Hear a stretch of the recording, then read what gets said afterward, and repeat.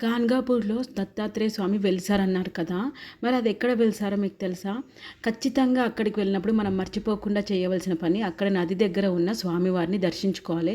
దర్శనానికి ముందు అక్కడ వెలిసిన నదిలో 3 మునకలు మునిగి కానీ లేకపోతే కాళ్ళు చేతులు శుభ్రంగా కడుక్కోవాలి. ఈ నది మాత్రం అరంబి అండ్ భీమా 2 నదుల కలయిక అని చెప్తున్నారు. భక్తుడు వెలిసిన ఈ నది దగ్గర చాలామంది దీపాలు కూడా వెలిగించుకుంటారు. గంగమ్మ తల్లి దర్శనమైంది కదా, ఇంకా కొంచెం కూడా ఆలస్యం చేయకుండా దత్తుడు వెలిసిన చోటుకి వెళ్ళేసేద్దాం. ఇక్కడ దత్తుడు మర్రి చెట్టు కింద వెలిసాడని చాలామంది చెప్తున్నారు. ఇక్కడ అందరి కోరిక నెరవేరుకున్నాక వాళ్ళ సంకల్పాన్ని బట్టి దత్తుని పారాయణం కూడా ఇక్కడే చదివేస్తారు. వీడియో చూసే ప్రతి ఒక్కరికి కూడా స్వామివారి నిజ రూప దర్శనము చూపిస్తాను. చెట్టు ముందర దీపాలు వెలుగుతున్నాయి కదా, ఆ దీపాల దగ్గర 2 గుడులు ఉన్నాయి కదండి, అక్కడే దత్తుడు వెలిసిన ప్రదేశము.